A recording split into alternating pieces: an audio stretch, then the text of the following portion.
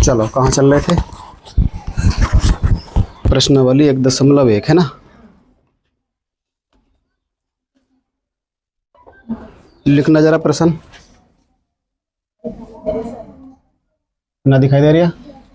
देखना अब दिखाई दे रहा है यहाँ। प्रश्नावली 1.1। प्रश्नावली 1.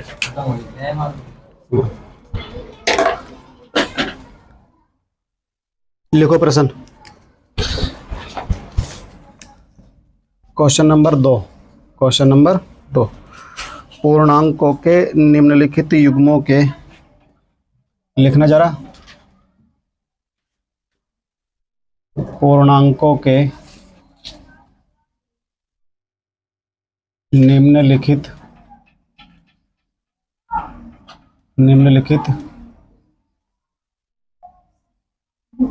युग्मों के HCF और LCM ज्ञात कीजिए।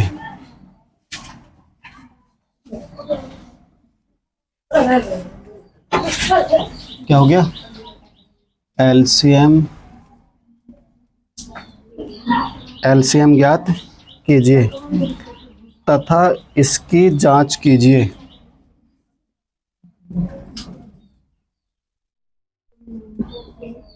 तथा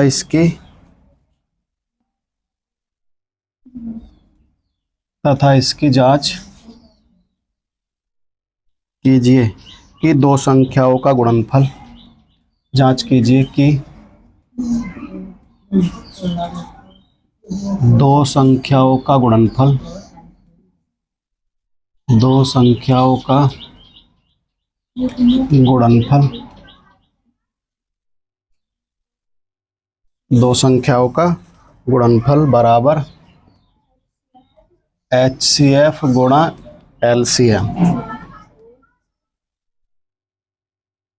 है। ये प्रश्न है भाई, ठीक है ना? उतारो इसे। पूर्णांकों के निम्नलिखित युग्मों के HCF और LCM ज्ञात कीजिए तथा इसकी जांच कीजिए कि दो संख्याओं का गुणनफल बराबर LCM गुणा HCF। दो संख्याओं का गुणनफल बराबर LCM गुणा HCF। पहला क्वेश्चन 26 और 91 लिखा हुआ है। जैसे कितना लिखा हुआ है? 26 और 91। देखो समझ में आएगा कैसे, किस तरीके से करने हैं। 26 और 91। 26 और 91। सबसे पहले तो ये दो संख्याएं दी हुई हैं। कितनी संख्याएं दी हुई हैं? दो। 26 दी हुई है और एक दी हुई है 91, ठीक है ना? 26 दी हुई है और एक दी हुई है 91। तो पहले तो हम ये करेंगे कि 26 का और 91 का में से निकालेंगे, यानी महत्तम समापवर्तक। बात समझ में आ रही है? महत्तम समापवर्तक निकालना तो जानते हो। उसके बाद हम निकालेंगे इनका LCM यानी लघुत्तम समापवर्तक। बात समझ में आ रही है? फिर जो में से आवे और जो ले से आवे, जो में से आवे और जो ले से आवे, उन दोनों की गुणा, इन दोनों संख्या की गुणा के बराबर आनी चाहिए। इन दोनों की संख्या के गुणा के क्या आनी चाहिए? बराबर। देखो प्रश्न क्या कह रहा है? ये जो दो संख्याएं दे रखी हैं ना, ये जो दो संख्याएं दे रखी हैं, पूर्णांकों के निम्नलिखित युग्मों के। तो पूर्णांक है ये, युग्म मतलब जोड़ा। पूर्णांक हैं ये और युग्म मतलब जोड़ा के HCF निकालो पहले और फिर क्या निकालो? LCM निकालो। यहाँ तक पढ़ लिया? प्रश्न समझ में आ गया? जो पूर्णांक तुम्हें दिए हुए हैं दो, जो पूर्णांक तुम्हें दो दिए हुए हैं, है ना, उनका पहले तो निकालना है HCF और फिर निकालना है LCM। निकाल लोगे, इतना काम कर लोगे। फिर जांच ये करनी है कि जो तुम्हारा LCM और HCF निकल के आया, उन दोनों की गुणा इन दोनों की गुणा के बराबर आनी चाहिए। उन दोनों गुणा के क्या आना चाहिए? बराबर। देखो ये लिख रहा है ना, दो संख्याओं का गुणनफल। दो संख्याओं का गुणनफल मतलब इन वालियों का गुणनफल, है ना? इन वाली दोनों संख्याओं का गुणनफल किसके गुणनफल के बराबर आना चाहिए? HCF के और LCM के। इतनी बात क्लियर हो रही है? सवाल की लैंग्वेज समझ में आ रही है? जो पूछना चाह रहा है प्रश्न पता चल रही है? दो संख्याएं दी हुई हैं, इनका पहले HCF निकालना है, फिर LCM निकालना है। इतनी बात समझ में आ रही है। फिर जो LCM और HCF आवे उन दोनों की गुणा इन दोनों के बराबर आनी चाहिए, इन दोनों संख्याओं की। बात समझ में आ रही है। अगर गुणा बराबर आई तो सत्यता की जांच हो जाएगी, और नहीं फिर कहीं ना कहीं गड़बड़ करिए। चलो तो देखें। तो पहले इनका क्या निकालो, LCM निकाल लो। चलो निकालो LCM। 26 का और 91 का LCM लिखेंगे। 26 और 91 का LCM, 91 का LCM। ये तो इनकी फुल फॉर्म जानते हो ना, लोएस्ट कॉमन मल्टीपल। LCM की फुल फॉर्म होती है लोएस्ट कॉमन मल्टीपल, यानी लघुत्तम समापवर्तक। और HCF की फुल फॉर्म होती है highest common factor, highest common factor यानी कि महत्तम समापवर्तक। बात समझ में आ रही है। तो अब इनका LCM निकालो। बताओ कैसे निकालते हो LCM। 26 का और 91 का LCM कैसे निकालोगे बताओ। ऐसे तो निकालते हो, ऐसे तो निकालते हैं। बताओ LCM निकालना आता है तो, है ना। निकालो तो बताओ किससे काटूं। 2 से काट दूं। 2 ही का ना 2, 2 तिया 6। 2 से 91 कटेगा नहीं तो ऐसा कैसे उतार देंगे, ठीक है ना। अब किससे काटूं बताओ। 7 से काट दो। 7 से 13 तो कटने वाला है नहीं, तो ऐसे ही उतार दूंगा 13। और 7 से 91 कितनी बार कटेगा। 7 ही का ना 7 है यो, मतलब 9 बचेगा कितना 2, और हो जाएगा कितना यहाँ पर 21। तो 7 या कितना 21। अब आप किससे काट दो 13 से। तो 13 का ना 13 और 13 का ना 13। जब तक काटते चले जाते हैं जब तक नीचे 1 ना बचे। तो LCM कितना आया। अरे इनकी गुणा कर लेते हैं फिर। ये जो आए ना, ये जो गुणनखंड आए इनकी गुणा कर लेते हैं। तो गुणा बताओ कितनी आएगी।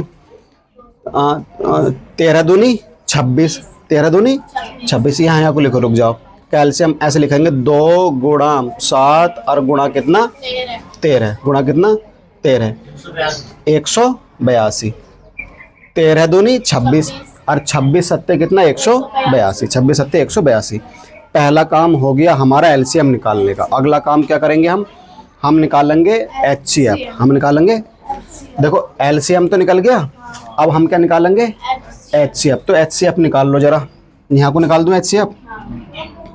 निकालो HCF, निकालो HCF। बताओ कैसे निकालोगे HCF। एक तो भाग विधि से भी निकाल सकते हैं, गुणनखंड विधि से है। भाग विधि से निकालो तो छोटी संख्या से बड़ी संख्या को भाग देनी होती है। छोटी संख्या से बड़ी संख्या को क्या देनी होती है, भाग। तो 26 से भाग देना है किसको, 91 को। तो कितना बताओ। अब 26 का पहाड़ा याद है, 26 का पहाड़ा याद नहीं है ना। तो कैसे हम एक आइडिया कर कर चलते हैं, मतलब 2 बार पहाड़ा पढ़ना पड़ता है, या तो एक बार ज़्यादा हो जाएगा एक बार कम। तो अब 26 का पहाड़ा याद नहीं है मेरे, कम से कम किसका पहाड़ा याद है, 2 का पहाड़ा तो याद है। यहाँ पर 2 देखो और यहाँ पर कितना है 9, यहाँ पर कितना है 9। तो 2 का पहाड़ा इतनी बार पढ़ूंगा जो 9 से कम रहे, 9 से ज़्यादा न जावे। 2 चौक 8, 2 चौक 8। तो 4 बार करके देखो, या तो 4 बार जाएगा या फिर 3 बार जाएगा। तो 4 बार करके देखना। 4 छंग 24, हासिल कितना 2। 4 दूनी 8 और 2 10, ज़्यादा हो रहा। या तो एक बार ज़्यादा चला जाएगा या एक बार कम, जब पहाड़ा याद नहीं है। जब पहाड़ा याद नहीं है तो कितनी बार जाएगा बताओ, 3 बारी। कितनी बारी, 3 बारी। बात समझ में आ रही है। तो कितनी बार जाएगा, 3 बार। तो 3, जब पहाड़ा याद ना है उसकी कंडीशन बता रहा हूँ किस तरीके से आइडिया लगाना है। तो करो 3 छंग 18, हासिल कितना 1। 3 दूनी 6 और 1 कितना 7। तो बस अब घटा दो। यहाँ से 1 है, 11 में 60 गया कितना 3। अब यहाँ कितना बचा 8, 8 में 7 गया कितना 1, 8 में 7 गया कितना 1। बात समझ में आ रही है। अब क्या काम करना होता है अगला, यो जो शेषफल आया इस वाले शेषफल से इस वाले को भाग करते हैं। तो 13 से किसको भाग करूं बताओ, 26 को। तो कितनी बार जाएगा बताओ, 13 दूनी 26, 13 दूनी 26। 26 में 26 गया कुछ नहीं। ये जो बचता है ये वाला, ये कहलाता है हमारा HCF यानी कि मैस है। HCF यानी कि मैस है। तो बताओ कितना आया मैस है, HCF कितना आया बताओ 13। HCF कितना आया 13। इतनी बात क्लियर हो गई। और LCM आया था हमारा ये वाला, LCM आया हमारा ये वाला। यहाँ तक बताओ किसी को दिक्कत तो ना है, यहाँ तक किसी को दिक्कत है भाई। देखो मैंने तुम्हें LCM निकालना बता रखा है और HCF निकालना बता रखा है। ये भी भाग विधि से निकाल दिया हम तुमने, और ये भी भाग विधि से निकाल दिया। इसका LCM निकाल दिया, कितना आया 182। और इसका HCF निकाला, इन दोनों संख्याओं का HCF निकाला तो कितना आया हाँ 13 है। कितना आया? 13। अब अगला काम क्या करना, यहाँ तक हो गया सवाल। अब यहाँ तक सवाल यहाँ तक हो गया। जो दो संख्याएं दी हुई थी तो उन वाली दोनों संख्याओं में पहले एचसीएफ निकालने कह रहा था और फिर एलसीएम निकालने कह रहा था, तो यहाँ तक हो गया। अब यहाँ से आगे चलेंगे, जांच करनी है इसकी। तो जांच क्या करनी है, इन दोनों संख्याओं की जो गुणा है, दोनों संख्याओं की गुणा एचसीएफ के और एलसीएम के बराबर आनी चाहिए। एचसीएफ के और एलसीएम के क्या आनी चाहिए? यहाँ को कर दूं, देख रहा है? चलो तो देखो, यहाँ पर लिख देंगे जांच। यहाँ पर क्या लिखेंगे? जांच। जांच क्या होती है? देखो, दो संख्याओं का गुणनफल, ऐसे लिखेंगे, दोनों संख्याओं का गुणनफल,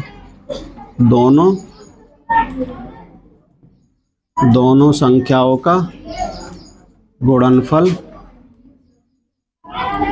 बराबर, दोनों संख्याओं का गुणनफल, यहां तक देख रहे हो ना, दोनों संख्याओं का गुणनफल बराबर, यहाँ को लिख देता हूँ, इधर का बजाय तुम यहाँ पर, मैं यहाँ पर लिख देता हूँ, तुम यहाँ लिख लेना, ठीक है ना? एलसीएम गुणा एचसीएफ, एलसीएम गुणा एचसीएफ।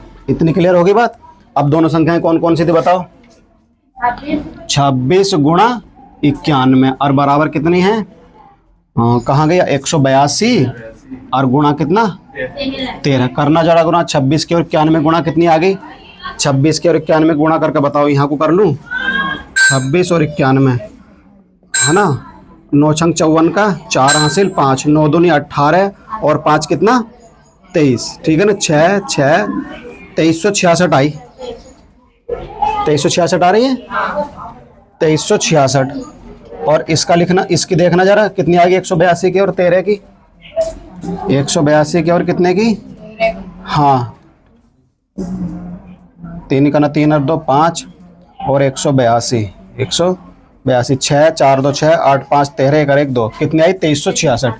इसकी भी कितनी आई? 2366, यानी कि LHS बराबर RHS। बस हो गई जांच, बराबर तो आना चाहिए था, बस हो गया, इतना ही करना था। LHS बराबर RHS, यानी लेफ्ट हैंड साइड बराबर राइट हैंड साइड। भाई समझ में आ रही है? समझ में आ गया सबके?